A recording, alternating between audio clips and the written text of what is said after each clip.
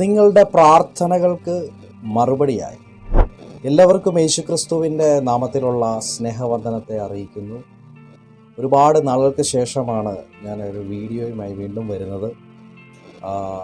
ദിവസങ്ങളിൽ ദൈവം എന്നോട് സംസാരിക്കുന്നൊരു ദൈവശബ്ദം ഇന്ന് നിങ്ങളുമായി പങ്കുവെക്കുവാൻ ആഗ്രഹിക്കുകയാണ്.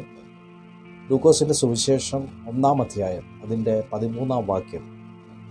അവിടെ നമ്മൾ ഇപ്രകാരം വായിക്കുന്നു: ദൂതൻ അവനോട് പറഞ്ഞത്, സഖര്യാവേ, ഭയപ്പെടേണ്ട, നിന്റെ പ്രാർത്ഥനയ്ക്ക് ഉത്തരമായി നിന്റെ ഭാര്യ എലിശബത്ത് നിനക്കൊരു മകനെ പ്രസവിക്കുന്നു.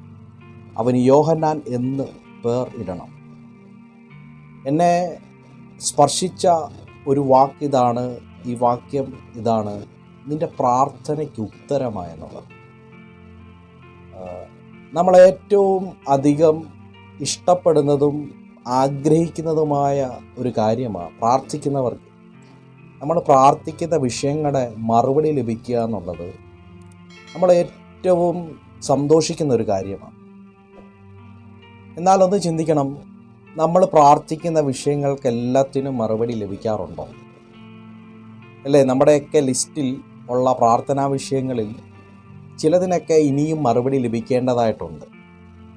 എന്നാൽ ആ വിഷയങ്ങളൊക്കെ ഓർത്ത് ഭാരത്തോടെ ഇരിക്കുന്ന ചിലർക്കുള്ള ഒരു ആത്മീക ആലോചനയാണ് എന്ന് എനിക്ക് പറയുവാനുള്ളത്. ഇവിടെ ഈ വായിച്ച വാക്യം യഹോവയുടെ സന്നിധിയിൽ നിൽക്കുന്ന ദൂതൻ ആയ ഗബ്രിയേൽ ദൂതൻ വന്ന് സഖര്യാവ് എന്ന് പറയുന്ന ഒരു പുരോഹിതൻ്റെ അടുക്കൽ വന്ന് പറയുന്ന ആലോചനയാണ്, ദൂതാണ് നമ്മൾ വായിച്ചത്. ആ ഒരു വാക്യം വായിക്കുമ്പോൾ നമുക്കൊരു കാര്യം വ്യക്തമാണ്. സഖര്യാവ് എന്ന് പറയുന്ന പുരോഹിതന് പ്രാർത്ഥിച്ചിട്ടും ഉത്തരം ലഭിക്കാത്ത ഒരു പ്രാർത്ഥനാ വിഷയം ഉണ്ടായിരുന്നു എന്നുള്ളതാണ്. ആത്മീക ജീവിതത്തിൽ ഇതൊരു സാധാരണമാണെന്ന് നമുക്ക് മനസ്സിലാക്കാം. നമ്മൾ പ്രാർത്ഥിക്കുന്ന എല്ലാ വിഷയങ്ങൾക്കും ഉടനെ മറുപടി ലഭിക്കണമെന്നില്ല. ആ ഉടനെ എന്നുള്ള വാക്ക് നമ്മൾ ശ്രദ്ധിക്കണം. ദൈവം തൻ്റെ സമയത്തേക്ക് നമ്മുടെ പ്രാർത്ഥനകളുടെ മറുപടികൾ കരുതി വെച്ചിട്ടുണ്ടെന്നുള്ള ഒരു സത്യം മനസ്സിലാക്കണം. ആരായിരുന്നു ഈ ദൈവത്തിൻ്റെ ദൂതൻ വന്ന് ആലോചന പറയപ്പെട്ട ആ സഖര്യാവെന്ന് പറയുന്ന പുരോഹിതൻ ആരായിരുന്നു എന്നുള്ളത് ലൂക്കോസിൻ്റെ സുവിശേഷം 1-ാം അധ്യായം അതിൻ്റെ 5-ാം വാക്യത്തിൽ നമുക്ക് കാണാം. യഹൂദ രാജാവായ ഹെരോദാവിൻ്റെ കാലത്ത് അബിയാക്കൂറിൽ സഖര്യാവ് എന്ന് പേരുള്ളൊരു പുരോഹിതനുണ്ടായിരുന്നു. അവൻ്റെ ഭാര്യ അഹരോൻ്റെ പുത്രിമാരിൽ ഒരുത്തിയായിരുന്നു. അവൾക്ക് എലിശബത്ത് എന്നു പേർ. അപ്പോൾ ദൈവത്തിൻ്റെ സന്നിധിയിൽ വേല ചെയ്യുന്ന ഒരു പുരോഹിതനായിരുന്നു സഖര്യാവ്. അവൻ്റെ ഭാര്യയായിരുന്ന എലിശബത്തിനെ കുറിച്ച് പറയുന്നത് അതേ പൗരോഹിത്യ അല്ലെങ്കിൽ ദൈവത്തിൻ്റെ ശുശ്രൂഷ പാരമ്പര്യമുള്ള ഒരു സ്ത്രീയായിരുന്നു. അങ്ങനെ ഒരു ഭാര്യയും ഭർത്താവും ഉള്ള ഒരു കുടുംബത്തെക്കുറിച്ചാണ് വചനം അവിടെ നമ്മളെ വെളിപ്പെടുത്തുന്നത്. ഇവർക്കാണ് പ്രാർത്ഥിച്ചിട്ട് ഒരു പ്രാർത്ഥന വിഷയത്തിന് മറുപടി ലഭിച്ചില്ല. അവരെക്കുറിച്ച് കൂടുതൽ അറിയണമെങ്കിൽ അതിൻ്റെ അടുത്ത വാക്യം കൂടെ വായിച്ചാൽ നമുക്ക് കാണാം. ഇരുവരും ദൈവസന്നിധിയിൽ നീതിയുള്ളവരും കർത്താവിൻ്റെ സകല കൽപ്പനകളിലും ന്യായങ്ങളിലും കുറ്റമില്ലാത്തവരായി നടക്കുന്നവരുമായിരുന്നു. എലിശബത്ത് മച്ചിയാകൊണ്ട് അവർക്ക് സന്തതിയില്ലാഞ്ഞു, ഇരുവരും വയസ്സു ചെന്നവരും ആയിരുന്നു. ഇവിടെ കാണാം ഇവരുടെ പ്രാർത്ഥനാ വിഷയം എന്തായിരുന്നു എന്നുള്ളത്. അതിൽ പ്രാധാന്യമുള്ളതൊന്ന് ഇവരുടെ ജീവിതത്തെക്കുറിച്ച് നമുക്കിവിടെ കാണാൻ പറ്റും. ഇരുവരും ദൈവത്തിൻ്റെ സന്നിധിയിൽ നീതിയുള്ളവരും കർത്താവിൻ്റെ സകല കൽപ്പനകളിലും ന്യായങ്ങളിലും കുറ്റമില്ലാത്തവരായി നടക്കുന്നവരുമായിരുന്നു. ഇങ്ങനെ നടന്നവർക്ക് പോലും പ്രാർത്ഥിച്ചിട്ട് മറുപടി ലഭിക്കാത്തൊരവസ്ഥയുണ്ടായി. അപ്പോൾ പിന്നെ നമ്മുടെ കാര്യം പറയണം. ദൈവത്തിൻ്റെ സന്നിധിയിൽ ദൈവം നോക്കുമ്പോൾ കുറ്റമില്ലാത്തവരും ദൈവത്തിൻ്റെ സന്നിധിയിൽ എല്ലാ കാര്യങ്ങളും ന്യായമുള്ളവരുമാണോ നമ്മൾ? അങ്ങനെയുള്ള സഖര്യാവിനും എലിശബത്തിനും ഒരു പ്രശ്നമുണ്ടായിരുന്നു. എന്താ? എലിശബത്ത് മച്ചിയായിരുന്നു എന്ന് വചനം പറയുന്നത്.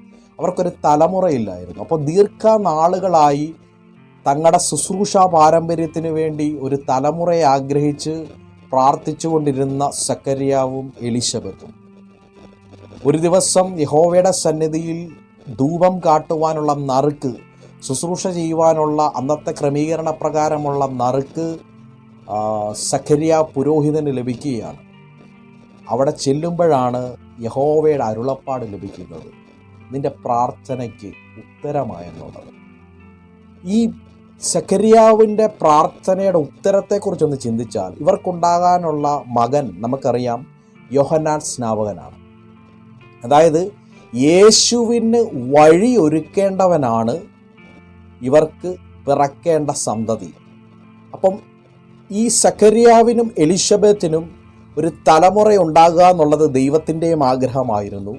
അതൊരു സാധാരണ തലമുറയല്ല, യേശുവിന് വഴി ഒരുക്കാനുള്ള ഒരു ശ്രേഷ്ഠ പ്രവാചകൻ തന്നെ ജനിക്കുക എന്നുള്ളത് ദൈവത്തിൻ്റെ ഇഷ്ടമായിരുന്നു. ഇവിടെ നിന്ന് നമുക്കൊന്ന് മനസ്സിലാക്കാം, നമ്മുടെയൊക്കെ പ്രാർത്ഥനാ വിഷയങ്ങളിൽ നമ്മൾ ആഗ്രഹിക്കുന്നതിലും ഉപരിയായി ചില പ്രവർത്തികൾ ചെയ്യുവാൻ ദൈവം ആഗ്രഹിക്കുക. പിന്നെ എന്താണ് ആ വെയിറ്റിംഗ്?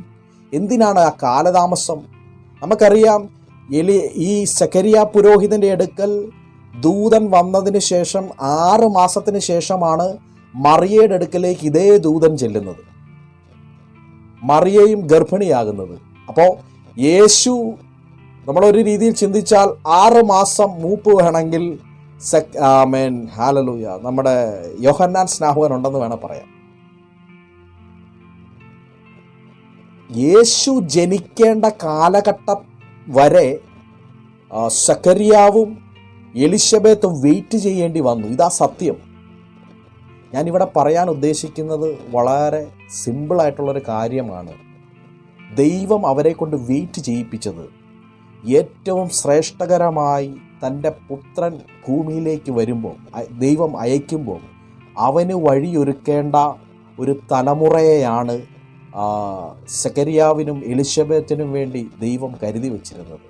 ഇവിടെ ഒന്ന് നമുക്ക് മനസ്സിലാക്കാം, നമ്മുടെയൊക്കെയും പ്രാർത്ഥനാ വിഷയങ്ങൾ ദൈവം ചില കാര്യാദികൾ ക്രമീകരിക്കേണ്ടതിന് വേണ്ടി ഉള്ള വെയിറ്റിംഗ് പീരീഡിലാണ് നമ്മൾ. അതുകൊണ്ട് വിശ്വാസത്തോടെ നിങ്ങളെ വേദനിപ്പിക്കുന്ന അല്ലെങ്കിൽ നിങ്ങൾക്ക് ലഭിക്കുന്നില്ലല്ലോ എന്നോർത്ത് ഇന്നലകളിൽ പരാതി പറഞ്ഞ, ദൈവത്തോട് ചോദിച്ച ആ പ്രാർത്ഥനാ വിഷയങ്ങളിൽ ദൈവത്തിൻ്റെ ആലോചന ഞാൻ ഇന്ന് വിളിച്ചു പറയുന്നു. നിൻ്റെ പ്രാർത്ഥനയ്ക്ക് ഉത്തരമായി ഏറ്റവും ശ്രേഷ്ഠകരമായൊരു മറുപടി തന്നെ നിൻ്റെ പ്രാർത്ഥനയുടെ മറുപടിയായി ലഭിക്കും. കർത്താവ് ഈ വചനത്താൽ അത് ചെയ്യും. ദൈവം നിങ്ങളെല്ലാവരെയും സഹായിക്കുമാറാകട്ടെ. ആമേൻ.